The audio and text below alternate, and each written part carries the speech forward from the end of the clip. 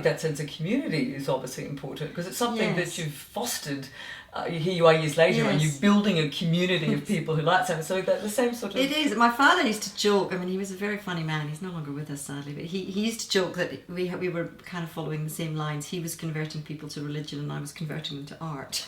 But I think you're right, that sense of community, and my always the thing that's driven me, which is my belief that art could and should be available for everyone if they want to engage with it, and that it has and can play a very important role in transforming lives. Actually, it goes way beyond just putting artworks on walls. It is actually about the way in which artists get us to look at the world differently and think about things differently. It changes that perspective. Absolutely. And I've seen so many young people, the programs we run at the museum, all the stuff you don't see when you come in and see a marvellous exhibition, but behind the scenes there's a very active program which you see children being transformed, young people being transformed by their encounters with artists, and that's the thing that I'm really passionate about. Well, just tell me about that, because you brought that in as part of your vision of the MCA, and about sort of taking art further afield into people that wouldn't necessarily come in touch with it, and so you say disadvantaged kids. Exactly. Well, I did begin my career as a bus driver. Now, I didn't see that.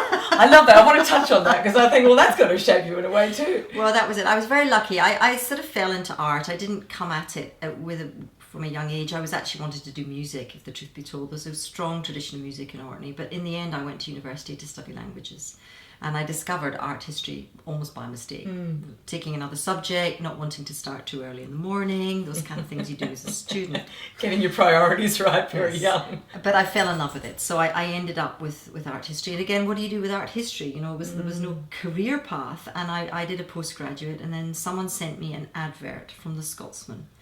And it said, Curator, Driver, Travelling Gallery. And I just thought, oh, that sounds like something I'd like.